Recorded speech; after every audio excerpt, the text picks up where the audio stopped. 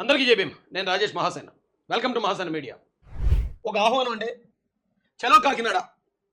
వచ్చే నెల అక్టోబర్ 12వ తారీఖు మధ్యాహ్నం 3 గంటలకి మేము అక్కడ ఒక సమావేశం నిర్వహిస్తున్నాం కాకినాడ అంబేద్కర్ భవన్లో. దీనికి అందరినీ ఆహ్వానిస్తున్నాను నేను. ఎందుకంటే మా కష్టానికి మీ అందరి సపోర్ట్ కావాలి నాకు. ఏంటయ్యా నీకు వచ్చిన కష్టం రాయేష్ అని మీరు అడగొచ్చు. ఇక్కడ ఈ దేశంలో చాలా కులాలు ఉన్నాయి, చాలా మతాలు ఉన్నాయి, వాటికి విభిన్నమైన గౌరవాలు ఉన్నాయి, విభిన్నమైన చరిత్రలు ఉన్నాయి. కానీ ఏ కులాన్ని ఏ మతాన్ని కూడా పబ్లిక్గా ఎవడో ఒకడు వచ్చి తిట్టడం కానీ ఒకడు వచ్చి విమర్శించడం కానీ జరగదండి. కానీ ఇక్కడ ఏం జరుగుతుందంటే ఒక మందకృష్ణ మాదిక్ గారు, ఒక రఘురామరాజు గారు ఇలాంటి వ్యక్తులు బయటకు వచ్చి ఒక కులాన్ని టార్గెట్ చేసి, ఉదాహరణకి మందకృష్ణ గారు అన్నారు మాలలందరూ మనువాదులు, మాలలందరూ దొంగలు, దోచుకునేవాళ్ళు అన్నాడు. మాలల్లో మనవాదుల సంఖ్య పెరిగింది. మాలల్లో అంబేద్కరిస్టులు లేరు, 99% లేరు. వాళ్ళు మనవాదులుగా తయారైనారు అంతే. అంబేద్కర్ గారు కూడా ఒక కులాన్ని పెట్టుకున్నాడు మీటింగు. ఏ అంబేద్కర్ అందరికైనా ఒక కులానికి సంబంధించిన ఆయన్ని కూడా ఆడు ఈడు అని మాట్లాడాడు. అంబేద్కర్ కూడా దళితులందరినీ సమానమని చెప్పిండా? డాక్టర్ బాబాసాహెబ్ అంబేద్కర్ మత మార్పిడి చేసుకునే సమయంలో ఒక మీటింగ్ పెడతాడు. 59 కులాల దళితులందరినీ మతం మార్చుకోమని చెప్పి మీటింగ్ పెట్టలే. ఆయన సొంత కులం ఏంటిది? మహర్. ఆ మీటింగ్లో మహర్ల మీటింగ్ పెడతాడు. ఇక రఘురామరాజు గారు వచ్చి అందరూ అనుకున్నట్టు అది ఫ్లెక్సీ వివాదం కాదండి. దానికన్నా పెద్ద పెద్ద ఆరోపణలు చేసేస్తున్నాడు, పెద్ద పెద్ద మాటలు మాట్లాడుతున్నాడు. అతను ఏమన్నాడంటే 10,000 రూపాయలకు ఆశపడి SC/ST కేసులు పెడతారు అన్నాడు. అతనికి ఇది ఒక ఇన్కమ్ సోర్స్ అయిపోయింది. మొన్న ఏదో SC/ST కేసు పెడితే డబ్బులు ఇచ్చి మరి అవార్డు సిస్టమ్ ఉంది. మరి అలాగే మొన్న ఒక 50,000 రూపాయలు అవార్డు కూడా అందుకున్నారంట. అది చిన్న విషయం కాదండి. దానికి చాలా మంది వచ్చి ఆ యాక్ట్ దుర్వినియోగం అవుతుందంటారు. ఏ యాక్ట్ దుర్వినియోగం అవ్వలేదు ఇప్పుడు దాకా? ముఖ్యంగా SC/ST కేసుల్లో 195 కేసులు రాజకీయ నాయకులు పెట్టుతారు అవతల నాయకుడి మీద కోపంతో. నిజంగా ఆ ఎస్సీలు పెట్టే కేసులు కాదండి. ఆ మిగిలిన 5% ఎవడన్నా నిజంగా బాధితుడు పెడితే అయ్యి 100 అంచెలు దాటుకుని వెళ్ళాలి, 100 బెదిరింపులు దాటుకుని వెళ్ళాలి. న్యాయం జరగదు 5%లో. అయితే ఇలాంటి ఒక టాపిక్ని పట్టుకుని మీరు డబ్బుల కోసం కేసులు పెట్టుకుంటారా అంటున్నాడు. ఇది రఘురామరాజు డైరెక్ట్గా వచ్చి. అయితే రఘురామరాజు వ్యాఖ్యల మీద వైసీపీ వచ్చిందండి. విచిత్రంగా అనిపిస్తుంది నాకు. ఇప్పుడు ఇది మా పార్టీ అంశం, దళితులకి రఘురామరాజుకి సంబంధించిన అంశం తప్ప రఘురామరాజుకి లేకపోతే దళితులకి తెలుగుదేశం పార్టీకి జరిగే గొడవ కాదు ఇది. రఘురామరాజు అనే వ్యక్తి ఆయన నోటు దురుస్తానంత అన్న మాటలో తెలుగుదేశం పార్టీకి ఏం సంబంధం? మొత్తం సాక్షిలో, సాక్షి మీడియాలో ఎక్కడ పడితే అక్కడే తెలుగుదేశం కూటమన్నారేంటి మీరు? ఇది వైసీపీ అడగడానికి సరిపోదు. ఎందుకంటే అక్కడ రోడ్ల మీద ఇచ్చి చంపారు, శిరోమండలు చేశారు, చంపేసిన శవాలను ఇళ్ల ముందు తీసిరేశారు. కనీసం ఒక్కడు వైసీపీ నుంచి వచ్చి ఒక్క దళిత నాయకుడు మాట్లాడా? ఒక్క దళిత నాయకుడు ఖండించాడా? అది వైసీపీ పార్టీ అంటే. కానీ ఇక్కడ అలా కాదు తెలుగుదేశం పార్టీ. ఒక రఘురామరాజు అనే ఒక సిట్టింగ్ ఎమ్మెల్యే మాట్లాడితే రాజేష్ మహాసేన అనే ఒక రాష్ట్ర అధికార ప్రతినిధి ఖండిస్తున్నాడు. ఇక్కడ ఇది పార్టీలో ఉన్న గొప్పతనం. అన్యాయం జరిగితే మేము ఫైట్ చేసుకుంటాం, మేము దెబ్బలాడతాం. మీరు వచ్చి మాకు పంచాయతీ తీర్చొద్దు. ఎందుకంటే మీరు అంతకన్నా దారుణాలు చేశారు. నిజంగా అప్పుడు వైసీపీలో అలాంటి అన్యాయాలు జరుగుతున్నప్పుడు ఎవడైనా ఒక దళిత ఎమ్మెల్యే కానీ, ఒక ఎంపీ కానీ, ఒక మంత్రి కానీ ముందుకు వచ్చి మా వాళ్ళ మీద ఎలా జరుగుతుంది, అనంతబాబు ఇలా చంపేశాడు, లేకపోతే వాళ్ళ జక్కంపూడి రాజు ఎలా చేశాడని ఎవడైనా ఒక్కడు మాట్లాడుంటే ఈ రోజు నా వైసీపీకి దుస్థితి పట్టి ఉండేది కాదు. ఆ 11 సీట్లుగా పరిమితం అయిపోయి ఉండేది కాదు. ఎందుకంటే ఒక పినిపై విషయం మాట్లాడుతున్నాడు ఎస్సీల వైపు. ఒకవేళ ఒకటి తప్పు చేసినట్టు ఉంటే దాన్ని ఖండించేవాడు కూడా పార్టీలో ఉన్నాడు. ఇది జగన్ రెడ్డికి సంబంధం లేదు అనుకునేవారు, జనం అందరూ అలా నమ్ముండేవారు. కానీ జగన్ రెడ్డి ఎప్పుడైతే అన్యాయాలు జరుగుతున్నా నోరు మూసుకుని ఊరుకున్న వాళ్ళందరినీ క్షమించాడో మొత్తం ఇది జగన్ రెడ్డి కంటుకుందే మూలలో కూర్చున్నాడు. తెలుగుదేశం పార్టీకి ఆ కష్టం రానివ్వండి, ఆ పరిస్థితి రానివ్వం. ఇది పార్టీకి సంబంధం లేదు. ఒక రఘురామరాజు అనే వ్యక్తి మొత్తం ఎస్సీలు అందరూ అమ్ముడిపోతారు అన్నాడు. తప్పుడు కేసులు పెట్టి డబ్బులు తీసుకుని దాన్నే పోతున్నారు అన్నాడు. ఎలా ఊరుకుంటామండి? అరే సిగ్గు జీవన ఎత్తురుందని బాబు. ఎంత దారుణమైన మాటలు మాట్లాడుతున్నా ఇంకా కులం చూసుకున్నాం, మతం చూసుకున్నాం, పార్టీ చూసుకున్నాం మేము మాట్లాడుకుంటూ ఉంటే అలాంటి వాళ్ళు చెప్పే మాటలన్నీ నిజమని మిగతా సమాజం నమ్ముతుంది కదా. ఆ రోజున అంబేద్కర్ గారు ఆ స్థాయికి వెళ్ళి మా అందరికీ ఇన్ని అవకాశాలు కల్పించడానికి కారణం అప్పుడున్న కొద్దిమంది అగ్రకులాల్లో ఉన్న అహంకారులు మా మీద చూపించిన అట్రాసిటీ. కానీ అదే అంబేద్కర్ గారు అక్కడ దాకా ఎదగడానికి, ఆ స్థాయికి వచ్చి రిజర్వేషన్లు కల్పించడానికి అక్కడ ఉన్న ఎంతోమంది అగ్రకులాల్లో ఉన్న పెద్దలు అంగీకరించారండి. దాన్ని ఆ వాస్తవాన్ని మనం ఒప్పుకోవాలి. ఎందుకంటే వాళ్ళు అంగీకరించారు కాబట్టే ఆయన అక్కడ దాకా వెళ్ళి ఆ అవకాశం వచ్చినా ఎవరు వ్యతిరేకించలేదు.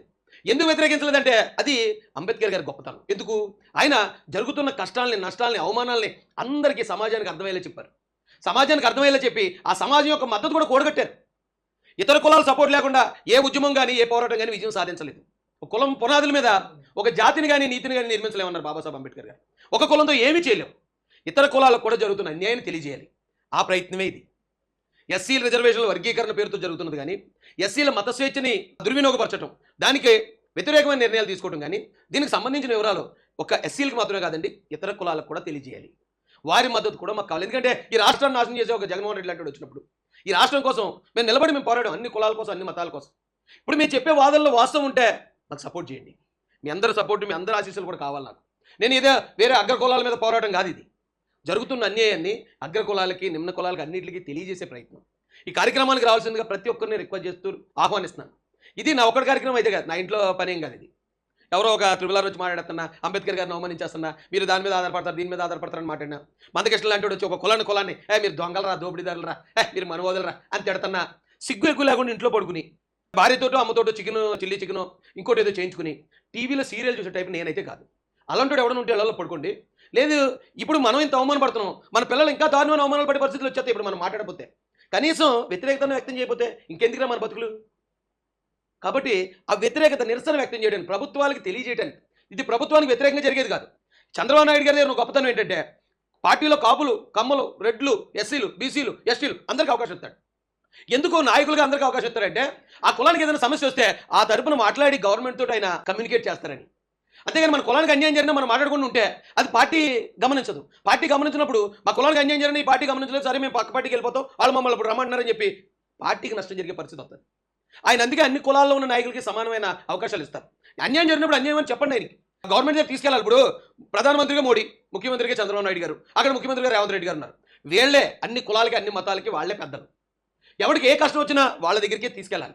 కాబట్టి హుందాగా మనకు జరుగుతున్న అన్యాయాన్ని, మనకు జరుగుతున్న అవమానాలని ప్రభుత్వం దృష్టికి తీసుకెళ్దాం, ఇతర కులాల దృష్టికి తీసుకెళ్దాం, సమాజం దృష్టికి తీసుకెళ్ళి ఈ అన్యాయాలకు వారందరి మద్దతు కూడగట్టి న్యాయం చేయించుకునే దిశగా ముందుకు అడిగేద్దాం.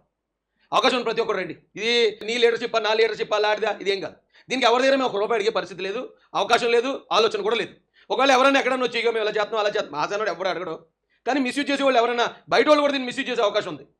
దీనికి ఏం పెద్దగా ఖర్చు అయ్యేది కూడా లేదు. 3 గంటలకు మీరు వస్తారు, స్నాక్స్ టీయో ఉంటుంది, చక్కగా మనం మాట్లాడుకోవాలనుకున్న మాటలు మాట్లాడుకుంటాం. అక్కడ జనం మీరు జస్ట్ వచ్చి అలా కూర్చుని వెళ్ళిపోంటారు బాబు. చూస్తారు మొత్తం రాష్ట్రాలు, 2 తెలుగు రాష్ట్రాలు చూస్తే రాజేష్ గారు మీటింగ్ పెట్టాడట. రాజేష్ గారు ఇదిగో ఎస్సీ వర్గీకరణ కోసం, ఎస్సీ మత స్వేచ్ఛ కోసం మాట్లాడిపోతున్నాడట. ఎంతమంది వచ్చి మద్దతు ఇచ్చాడు, ఎంతమంది దాన్ని అంగీకరిస్తున్నారు? అక్కడ జనం కనపడలేదు కాబట్టి అందులో ఎవరికి లేదు. చేసేయండి, మీరు అది చేసేయండి, ఇది చేసేయండి, క్రిస్టియన్ గవర్నమెంట్ మాత్రం ఆయన తీయండి, ఎస్సీలుగా మాలో ఆయన తీయండి, వాళ్ళకి సిగ్గు ఎగ్గులేదు అనుకునే పరిస్థితి ఉంది. ఒకవేళ అలా జరిగినా పర్లే, ఇలా జరిగినా పర్లే, కానీ ఏది జరిగినా నా పోరాటం మాత్రం ఒకరితోనే చేస్తాను నేను, అన్యాయం జరుగుతున్నప్పుడు. ఇది అర్థం చేసుకుని రావాల్సిందిగా హృదయపూర్వకంగా కోరుతున్నాను. భారతదేశంలోని చమార్లకు ఒక గొప్ప గుర్తింపు, దళితులకు గొప్ప గుర్తింపు తెచ్చిన కాంశీరామ్ గారి ఫోటో ఒకవైపు, అలాగే మాల మహానాడు ద్వారా పివి రావు గారు అతి చిన్న కాలంలోనే ఆయన స్వర్గస్థులయ్యారు. ఆయన మాలల కోసం నిలబడి సుప్రీంకోర్టు దాకా తీసుకెళ్లి జరుగుతున్న అన్యాయాన్ని అడ్డుకున్న విధానం, అది అన్యాయం ఎందుకంటే నన్ను అడగచ్చు. కొంతమంది 15 ఉన్నాయనుకోండి, ఇద్దరు పంచుకోవాలంటే ఎన్ని పంచుకోవాలి? సరిగ్గా 7.5 పంచుకోవాలి. లేదు కాదు అంత కాదనుకుంటే పోనీ 8, 7 అదైనా చూసుకోవచ్చు. కానీ 9, 6 ఈ పంపకం ఏమి న్యాయం అండి? మందకృష్ణ గారు ఈరోజు నేను చాలా న్యాయంగా ఉన్నాను, అందరికీ సమాన హక్కులు అంటున్నాడు. ఇది 9 ఒకరికి 6 ఒకరికి ఇవ్వడం సమాన న్యాయమా? అది సమానం కాదని పోరాడాడు ఆయన పివి రావు గారు. అందుకని ఆయన ఫోటో ఒకవైపు, మధ్యలో ది గ్రేట్ బాబాసాహెబ్ అంబేద్కర్ దళితులకి, అణగారిన వర్గాలకి, మహిళలకి, కార్మికులకి, వాళ్ళకి వీళ్ళకని తేడా లేకుండా ఓసీల్లో ఉన్న పేదలకి, ఓసీలకి అందరికీ ఓటు హక్కు మొత్తం భారతదేశం కోసం ఆలోచించిన గొప్ప వ్యక్తి అంబేద్కర్ గారు. సో ఈ కార్యక్రమాన్ని మీ అందరినీ హృదయపూర్వకంగా ఆహ్వానిస్తున్నాను.